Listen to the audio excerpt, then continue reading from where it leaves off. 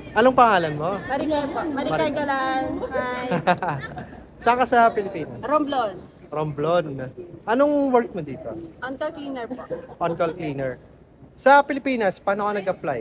Ah, meron kasi ako nakita sa newsfeed na nag-hiring yung DLB dyan po sa Manila. Newsfeed, so sa FB. Opo. Masters, sa mga naghahanap ng trabaho, marami sa FB. Kailangan Opo, i-like nyo kasi yung mga agency, wag yung mga kalokohan para yun ang lalabas. Sa newsfeed nyo, ang mga qualifications para maging cleaner? Or nung nag-apply ka? Wala naman eh. Kahit wala kang experience, pwede po kayong mag-apply. Basta magaling po kayo sa skill, marunong po kayo maglinis. Yan. Required po yan sa kanila. Pero hindi po sila nagbe-base kung ano po yung standard ng pinag-aralan nyo. Basta po, Kahit na high school graduate? opo, pwede. And kahit walang experience? Kahit po walang experience, pwede po kayong mag-apply. Yung English, dapat ba magaling mag-English or kahit hindi naman? Kahit hindi naman, basta okay lang yung nagkakaintindihan kayo ng employer nyo, pwede po yun kahit Carabao English lang, okay na po yun. Okay na yun. Ano yun, nung pumunta yung employer doon na may pinagawa ba sa inyo or interview agad? Interview agad. Ano yung mga common questions para may idea yung mga gustong mag-apply as a cleaner? Kung ano lang yung experience nyo, yung previous work nyo, tapos kung marunong ba kayong maglinis, yan mismo yung tinatanong niya sa Yun lang. kanila. Ano to, wala kayong placement fee? Meron po. Nag-down payment po kami ng 9,000, tapos cover Pesos. 9,000 Pesos. pesos. Tapos may cover po kami sa medical, sa biometric, amin po yun.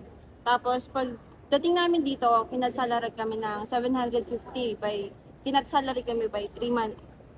750 reals. Oo, reals. Ano yun, one time or ilang 3 months? times. 3 times. Opo. So hinati. Natin. Sorry. Nice. And kumusta naman yung work mo dito? Pagka on-call cleaner, paano ba yan? Nakakapagod, pero kung hindi mo isipin yung pagod, nakaka-survive ka naman. Pag on-call cleaner, di ba, tatawagan lang naman kayo, di ba? Tapos maglilinis kayo sa bahay, gano'n. Directly po, meron po kaming client na. Meron na. Meron na po kaming schedule. Pag sunod na yung schedule namin at meron na kaming name dun sa slot na yon, may pasok po kami. Pero may sometimes na cancel din. At maganda kung cancel, no? Maganda. Pagka cancel, syempre bayad pa rin kayo yung Mabayad basic pa rin salary. po kami. Opo. Ay, may overtime din ba?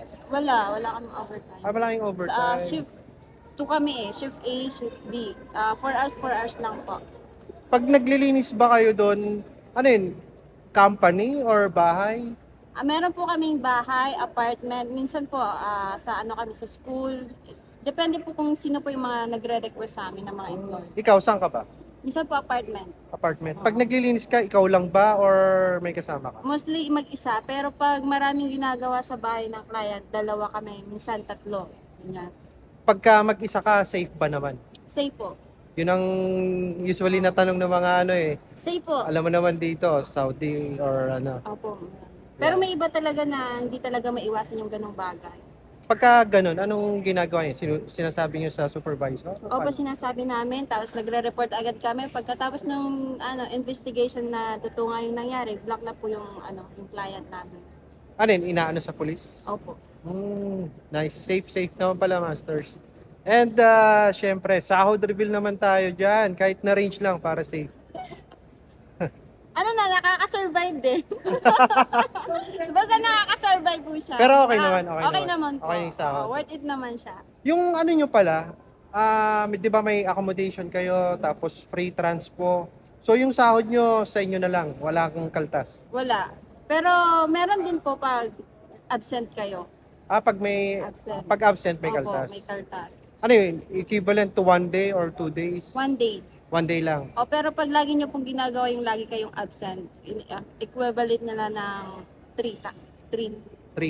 Opo, 3. Yung accommodation nyo Times okay 3 naman? po. Okay naman po siya, maluwag. Only aircon, walang Opo, problema. only. Maayos naman yung kama, yung Maayos po. And ano pa ba pwedeng itanong?